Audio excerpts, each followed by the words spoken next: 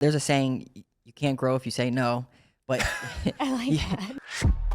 Welcome to Masters of Home Service, a podcast for home service pros by home service pros. As we look ahead to growing in the new year, this is the perfect time to focus on reaching big business goals, like hitting $1 million in revenue. In this special episode, we're sharing some of the best tips from guests who've successfully grown their businesses. These ideas will help you scale up. Let's dive into the strategies to skyrocket your growth in 2025. How did you change each step along the way? You get hit 100,000 when you first start, 250,000, 500,000, $1 million. How did you have to change at each of those levels, generally speaking? What did you have to do in order on yourselves to like get to there? I break this down backwards a little bit. So there's 2 levels of mentor for myself. And that first level is don't get too big. You know, people suck. They're going to take advantage of you. Clients won't pay. You know, you're never going to have any personal time. More negative. Yeah, work-life balance kind of thing. And the second level of mentor, which is a huge shift, but it was so powerful when I got there and I found it. It was people. People are everything. Our team is great. Our leadership is awesome. I'm not the smartest person in the room. You have to talk to this person in our business to get that answer because they're the expert. They're smarter than me. And as soon as I shifted that, the business just exploded, which was, what my purpose is in our business is creating opportunities for others so they don't need to leave our business. And by doing that and empowering them, it's just, it's exploded. And then you start refining and actually have the time to work on how to make the profit when you're over $1 million because you're not worried about doing all the work. You're not worried about going to all the job sites. You're empowering your team to do it because, just like you said, that $4,500 a day, you can't do that by yourself. Yeah. So what does that mean? Well, it's a simple answer. You have to empower people. So yeah. I mean, I think for me, getting over 100 grand, you got to get off the truck, right? Because you can just work and make 100 grand. To get over 250, you probably got to start building up your office admin side of things. Getting over $500,000, you got to start developing a team, right? It's not just like husband and wife combination, right? You could probably get up to maybe $500,000 or something like that with just wife in the office or husband in the office and the other person. Like you kind of divide those roles. But over $500,000, I think you got to start actually building a business. That's not just going to happen. I've had people like just make 100 grand or 200 grand without really growing the business side of the business. Over $1 million. That's a tough barrier, right? You got to get past what I would say is that middle of the road size business. And even though I've done over $1 million revenue, I feel like I'm still kind of stuck there because there's some things that I'm still lacking. I think to really sail past $1 million, you need to have maybe like good core company value, like culture, right? So you got to have some core values, some good company culture. I got a lot of room for improvement on that one. I think maybe you need to have some sales team or sales staff. And then you got to have people who are integrators if you're not integrators. Like you're not going to get over $1 million by doing what you already did. Like you're going to have to say, okay, I am not good at showing up on time. So you got to hire people who are showing up on time. That's not, you're not just going to sail past $1 million or your business is going to go up and down, up and down, up and down if it's relying on you too much. Like you're saying, you got to empower people. Where entrepreneurs can get stuck is just trying to keep all the balls in the air and then realizing that things are dropping and not wanting to let go because they want to have this amazing service and this amazing business. And they're worried that if they let go, someone else can't do it as well as them. So they kind of get in their own way and trap themselves where your business feels more like a ball and chain than the freedom that you originally wanted when you started your business. Right. It's tricky. And I would, it's totally tricky. And that's, if it was easy, everybody would do it, I would add to what you said earlier, like they think they can do it better than everyone else. That's like third point I would say is they think that they can cut the grass better than anyone else. They can answer the phone and talk to clients and put out fires. It's just not true. It's just not true at all. What do you think? I think that everyone has a unique genius. Harvard did a study and they found that if you don't like doing something as much, it usually means you're not the best person at it. So when you think about all the things on your plate, the ones that you dread, there's someone out there who's going to do it better than you because if you have passion, you're going to do it better.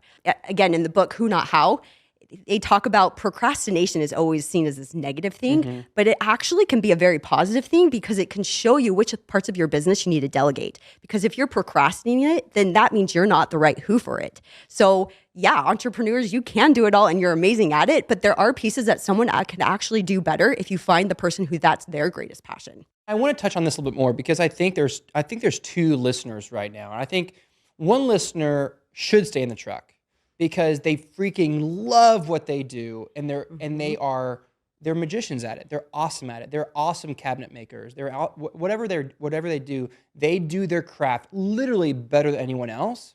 And I think they really should stay in the field doing what they love. The worst thing is taking someone putting that person in a place where they can't be magical anymore. A lot of our listeners are the opposite, where they're pretty good at it, but they also aspire to have a business that's bigger than themselves. They're both equal, Sure. And so I think you're right. So if someone has just a magical touch versus someone who's like, you know what, there's a lot of things here I don't like to do. I should delegate those. And that's how you build a business, by delegating those things. What are some key indicators that it's time for a person to start getting off the truck, so to speak, to start delegating, start building a business? What are some of those indicators that you've seen? It's when, you're feeling overload. I had a client who explained it once. He called in right after he had signed up to get help with his phone. So he's trying to outsource some parts of his business so he didn't have so much on his plate. And he said, Michelle, I'm at Tetris level 60 right now. And immediately, you can feel it, right? Immediately my heart rate rose. I loved Tetris as a kid, right? And you know that the blocks are coming down, and the higher the level, the faster they're coming down. And you got to figure out how to fit it where and to change the shape. And the higher level you get, the harder it is to do it until you're game over. It's expanded, blown up. And so, that's how it felt in his business, that everything is coming down at once in all these different directions. You got employee fires to put out, you got phones to answer, you got marketing you got to do in sales and all these different pieces. And so when you get to that level, it's time to offload because you're not going to perform well at Tetris level 60. You need to be more like level 10 or 20 or something like that, where, business is coming in, you're busy, but where you're not to this level that you can't keep all the balls in the air. And so the secret is you got to actually become really good at firing yourself. That's one of the number one skills an entrepreneur needs to learn. And you can't just do it once. You need to continually do it. By way of an example, if you look at someone like Warren Buffett, okay, so he's about to be $1 trillion billion business, right? Has over 400,000 employees. And do you know what he spends all his time doing? Mostly is reading books and figuring out the next investment opportunity.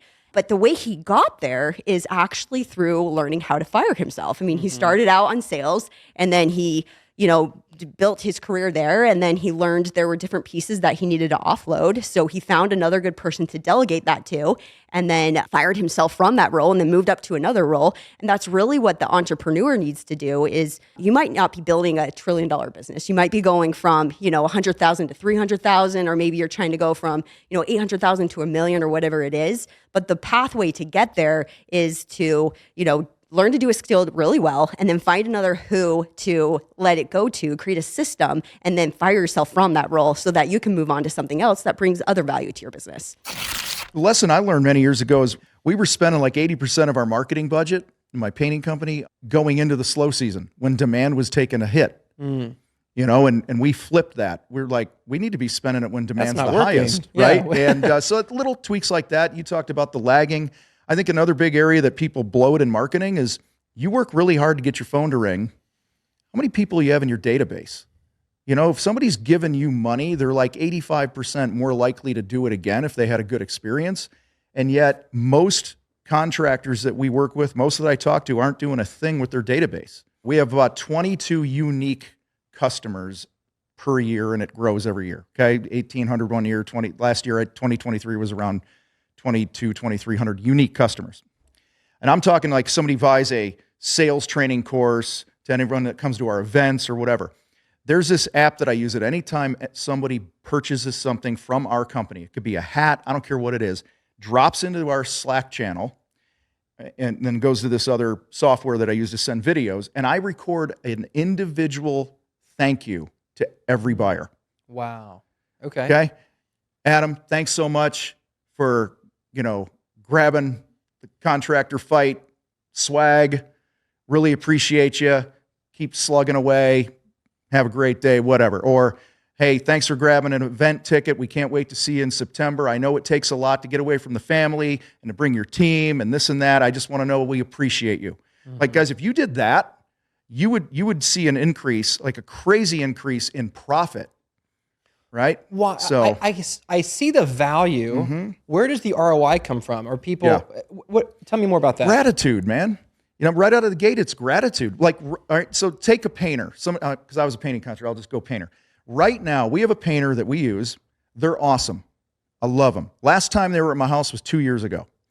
I do multiple pieces of content a week throughout the year. And I have frequently talked about, so we have these things, we call them profit touches or unintentional or unexpected intentional touches, whatever you want to call them. So it's basically, I painted your house last year. I'm going to call you up. Hey, Adam, it's Tom with Tom's Painting. Painted your downstairs last year. I just wanted to check in with you, see how it's looking. I care. Right. Just care. And the ROI of that is more repeat business, more referrals, more goodwill. Most contractors, you can't find them. It's like they do the work and they disappear. And what we found with the ROI is about 5% of these touches. Okay, if you do 3 of these a day to your database, about 5% annually convert to another project.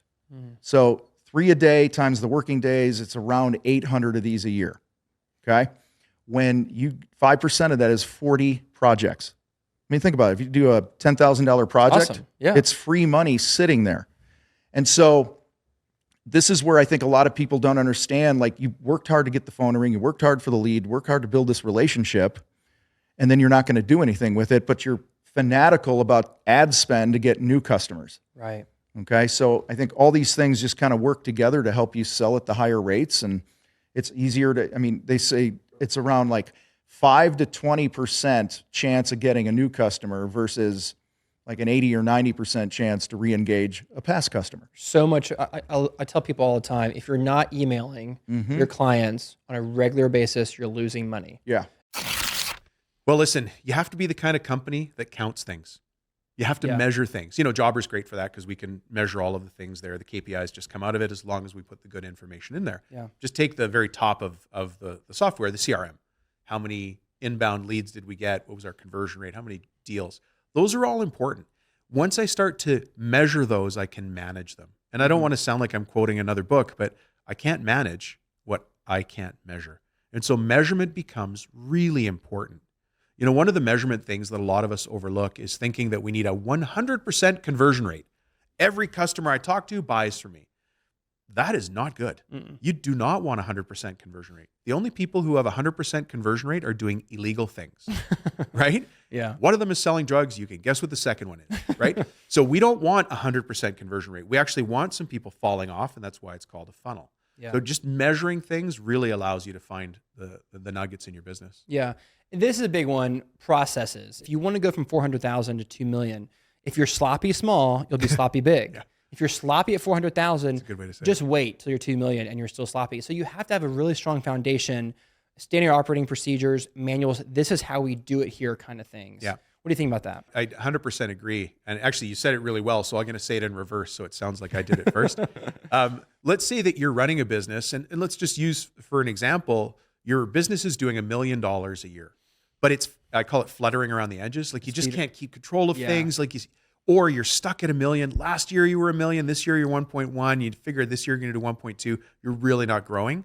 The problem there is most likely your systems, because you're running that $1 million business on $750,000 systems. So you've maxed out those systems. You actually need, and this is the crazy part, this is the business coaching part, folks.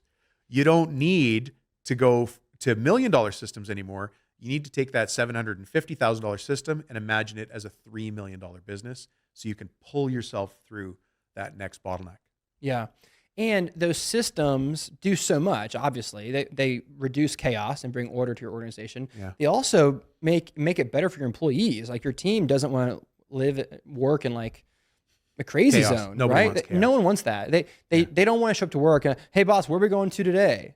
They don't want that kind of stuff. They want to have a plan. They want to have an app like Jobber that allows them to see what the job is today. They want to have apps that are professional. They want to have a nice fan and good uniforms. All those kinds of things go into building a company that's not it's not sloppy. It has order. Just runs well. Yeah, it just runs well. Yeah. As a business owner, that's what you want. And so in order to do that, you have to have some systems in place and processes. And we throw that word around so much, right? Processes and systems. But give me like a really concrete example of just a system in place in a business. A very simple system. Yeah. Yeah. So imagine though that every business is a little bit sloppy. And so we're always working on systems. That's right. So the very first thing I'd encourage every business owner to understand is you're always going to be chasing the next bottleneck. You're always going to be chasing a system that's broken. Yeah. Right? So let's understand that first. That's a change in mindset. But a simple system is let's start with a script for any inbound lead. Great. This is how we answer the phone. This is how we take the initial information. This is what we say. This is what we get. This is what we enter if you're using the software.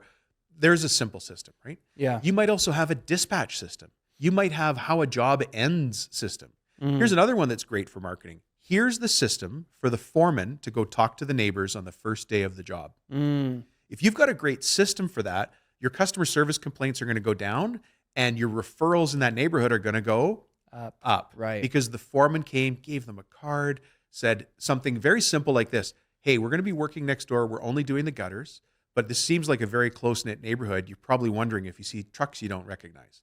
So that's myself and my crew working next door. If you have any questions, here's my card. Give me a call. Yep. And the person will say, well, thank you for letting me know. And you do gutters? Yep. Could you just maybe, and boom, Right. your system is making you money. Have you ever changed your service offerings? Like, how does your service change and evolve over time in a competitive market? Have you axed services? Have you added new services? I know you guys do a lot more commercial now, Christine, a little chandelier cleaning as well. So that's a good example of that. Maybe you can elaborate more on that. But I'm just curious how you guys evolve your company to stay relevant. We offer services based on the client demand. So Clearview 20 years ago started as a window washing company. That's all they did. And people who were getting their windows cleaned were asking for, do you do power washing? Once you get enough of those questions, you're like, I really need to go into power washing. Well, now you're doing power washing and window washing. Hey, do you guys clean gutters? My gutters are clogged. And, we always say we say yes before we say no. So of course we clean gutters, yeah. Let's do it. Do you clean roofs? Of course we clean roofs. So we go based on demand. We have a lot of high-end luxury residential clients who are asking if we shrink wrap patio furniture. That's become a big thing in New Jersey. And we did not. And then 3 years ago, we were like, of course we do. And we bought the shrink wrap stuff and we learned how to do it. And now we shrink wrap patio furniture because enough people asked for it. So there was enough of a demand. And you have to price accordingly. You can't just add on a service where you're going to break even or lose money. So you have to make sure that you learn it, you're efficient, and it makes sense for your your gross and your net profits. And we axed one service in the past. To get specific, it was gutter whitening because we didn't want our crews using the whatever chemical is terrible. needed. Yeah. And we didn't do it for any reason other than the safety of our technicians. That's not a recommendation for anyone who does it. It's just we didn't want to deal with it. We add services. We've been asked like a handful of times, do we do air duct cleaning? And we don't feel like that complements. So you have to make sure it also complements the services that you offer. And we didn't feel like it complemented our power washing services. We just keep saying no to that. But if there's something that really complements your services, I would say to give it a shot and see if it works out. Yeah. Yeah, I completely agree with that. There's a saying, you can't grow if you say no. But I like that. you also don't want to get too crazy, going way off the wall and doing all these random tasks and stuff. One thing that I would tell businesses to look at is your current process or the current service that you're offering. Are they scalable? Because a lot of times business owners, they get so caught up in pricing every single job down to this and that. Is there a way that you can standardize your pricing in some instances to help streamline the processes? What we found, a lot of the big companies, is that they're making it so tight so that a high school student can sell this service or a college student, and getting that process so dialed in that this is our specific Clearview washing program. It's so tight that it's not hard to sell over and over again. And that's what we've seen to help scale the process for sure. Yeah. I would say, in final thought on this, I think Christine's key point is you've been around for 20 years. you did not start doing all these different services the first year. Nope. And so I think our listeners would be better off making sure that they want to dominate, they have to dominate one thing really, really well.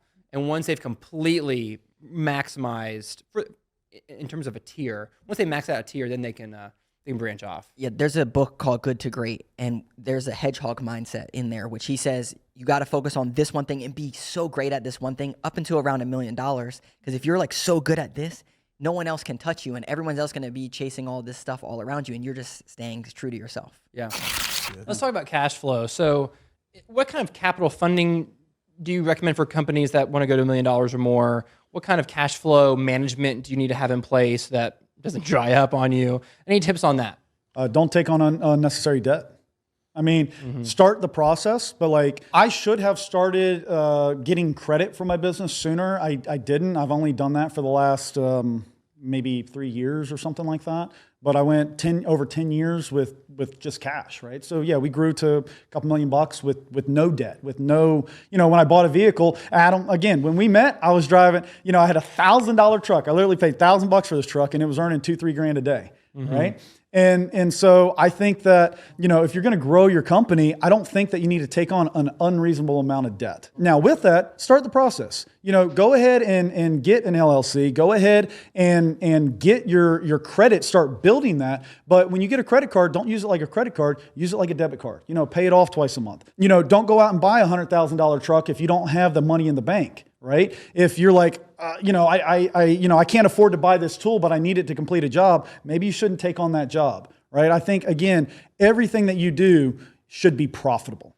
And in the back of your mind, you should always say, if this goes sideways, is it going to be detrimental to the company as a whole? Because keep in mind, if your company goes under, then everybody that works for you is going under, right? You got how many people in your organization that literally you're putting food on their table? And I think that most business owners, at least me, sometimes I stay up at night and I'm like, if I make a bad decision, this is going to affect a lot of people. And I think that debt is one of those things that you can very quickly get out of hand. If you know how to leverage it, awesome, right? But I think that you should be able to grow without it and use it like a bank account, like a debit card, where you can get by without it, but you're building it.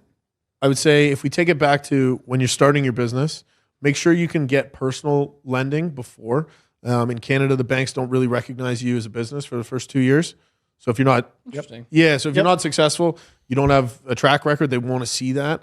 So I would say, get a good accountant to understand your cash flow, because you're not going to know what it means or how to understand it if you don't have someone explaining yours behind you. But then also understanding that your banking partners, some of the best advice, as I said, it's like when you go to your mortgage broker and they don't have a mortgage, right?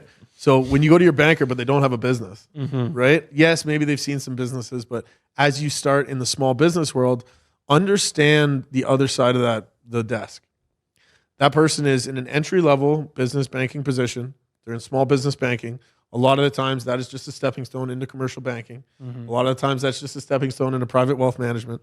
So understanding that you're not dealing with the expert all the time, but you're dealing with somebody that has guidelines. And so if you can reverse engineer your needs from the bank's guidelines, it's the best advice I ever got. And once I kind of understood that, and it's not manipulating, it's playing by the rules and playing by their rules. So going to the bank and saying, listen, we've got this new job coming up. There's 60-day terms on the payment. It's legally binding. I just need to take on the job and have the cash flow to do it. It's a profitable opportunity. And then you can come in with the right amount of paperwork and say, okay, listen, that's how we're going to take this job on.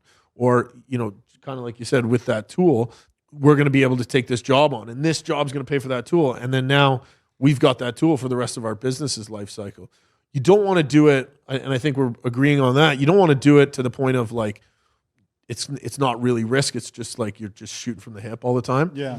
Structured debt. The difference between structured debt and just racking up maxing out your credit card, right? Yeah. And you also need to understand there's different types of credit. Exactly to your point. You got to understand, what do banks want to lend to you? Well, they want a return on their money, right? So that's what they're looking for. It is similar in the States. They want 2-3 years worth of history. And so that's why I'm saying start out small. right? Start out with a $500 credit card if that's all you can, qualify for, or something like that. But start building that out, and then do other things. I mean, there's lines of credit, there's invoice factoring, which is what you were kind of referring to, I believe, where you say, hey, we got a big job it's under contract. We just want to upfront on our money, and if that job is going to be a 20% profit and the debt only costs you 3%, 5%, like all day, every day, yeah, let's go for that. But you got to be a little financial literate so you don't get in over your head. Yeah. I think the best, and we talk about scale and over that $1 million threshold, the best thing you can do is have an in-house bookkeeper. By far, I highly recommend it. A lot of the times they will do part-time work, but in-house is the critical thing there. In-house bookkeeping. You want to know your numbers as quickly as you can. Outsource bookkeeping, it's going to be every month. So maybe get them at the 15th of every month. That's not effective. That's reactive decision making. When you can say, hey, how was this week doing? Okay, there we go. Let's go. Let's make a decision based on that. Well, how are we looking this month? Listen, there's some extra cash flow. Let's buy that tool. That tool is really going to pay us off, and it's going to set us up for next month. Absolutely. Okay, you know what? The trucks need some oil changes. That $1,000 truck needs new tires, right? But also, if things are tight, you know what, man? Let's work Saturday or Sunday, right? Yeah. Let's get it going. Yeah, and being able to scale it back or scale it up. Like you're saying, the in-house bookkeeper, a guy at $100,000 cannot afford to pay, you know what I mean? Like you can't afford to pay a full-time in-house bookkeeper. At $4 or $5 million, it's a necessity. Right. So I think hanging around people, it goes back to your advice at the beginning of the episode, hang around people who are at where you want to be, get advice from them, and then have that plan. At X amount, at $1.5 million, we're going to hire an in-house bookkeeper, and this is going to be a typical salary for our area, and this is how many hours, and X, Y, Z. So you have that plan in place, so when your business reaches that threshold, you can quickly pull the trigger. And again, it's about that opportunity cost, not missed opportunity cost, and capitalizing and reducing those missed opportunities. Just put your eyes on your goals once a day. I don't care where you look at them, how you do them, how many minutes, doesn't matter. That's on you. Right? I'm not mandating like how much time anybody does any of this stuff, but just the habit of I take care of me and I look at where I want to go. We spend so much time focused on where we're not, or the problems that we have, or the issues or the circumstances that are hitting us in the business. And sadly, the reality is we get more of what we focus on. And if we're not intentionally focusing on where we want to go, we're going to have a hard time getting there because we're consumed with the guys didn't show up. We didn't hit our sales goal. We ran on this issue on this project. I'm trying to get the phone to ring. It's easy to see all the things that we want to make better. And we give those things our attention. And I've just personally found the more that I look at where I want to go, the faster I get there. And those could be quarterly goals, it could be yearly goals. You don't care as long as they have goals for the time period that they're looking. Yeah, if you want to build a dream house somewhere, right? With 5 acres overlooking the mountains, and read that every day. I have a thing on my phone. I call it my standard. How I put my focus every day. I have some affirmations on there. I have a little reminder to remind myself who I am, and what I'm here to do. And it's a personal type phrase for me that means something. I have a list of all the things that I'm shooting for that I want to accomplish. I have a never do it again list that's on there that my coach taught me. He's like, you should, everyone has I want to do this. How about I never do it again? Yeah. And I revisit that every morning as well. So I'm just starting my day, with, reading some good stuff, putting some good things in my head, getting the oxygen and, moving my body, whatever you want to call it. So that's the first activity, is a personal activity of the FW day. The second we call a pipeline activity, all right, which is a prospecting or a hunting activity. Do something to build your pipeline. Okay. Pet peeve of mine is that, listen, if you're a salesperson, and by the way, if you own a business, you're a salesperson. Okay. Right. So it blows my mind how little focus, intensity, consistency, whatever you want to call it, that the average contractor has when it comes to filling their own pipeline. They hire the marketing agency, which is great. I'm all for running ads and doing things, billboards, truck signs, whatever, but you can't just rely on those things. What do you have control over? Can you call a past customer? Can you do what we call a warranty call? Hey, Bill, it's Tom. We restained your deck last year, right? your warranty is up in a month. I'd like to set up your warranty call. What's that, Tom? Well, we come out and we put eyes on it and make sure that everything's looking good so nothing becomes your problem. It remains our problem. Okay. Okay. Nobody seeks out warranty work. We do. Okay. Because it's uncommon. You got to be uncommon. So that's a pipeline activity. Now I'm standing back in the yard, having a conversation. 99 out of 100 times, nothing's wrong. Sometimes I'd tell our guys to find something, right? Just find something. You know, like, oh, this windowsill looks like it's going to start peeling in a couple of months or something. So I'll sand it down and repaint it, right? Now the law of reciprocity kicks in. Okay. You're standing there. They're reminded of why they like you, why they hired you. You're not running from warranty work. You're uncommon. And what we found in my companies is about 38% of the warranty calls that we physically did, on 38% of those, you would hear, hey, Adam, while you're here, we were thinking about this. And it's more work. Yep. Okay. So that pipeline activity doesn't have to be prospecting for cold business, cold traffic, cold people, right? It can. Pipeline activity could be something along the lines of creating content, right? To get more eyeballs on your brand. There's so many things that we have control over that we're not relying on our marketing agencies and the Google gods and all those other things to, fill our pipeline. Yeah. So every day our listeners should be doing something to get new clients or get more work, I should say, from potentially existing clients every day. Yeah. Thank you for tuning in. As we enter this new year filled with growth and opportunity, we hope these insights help you take your business to the next level. Here's to making 2025 your best year ever.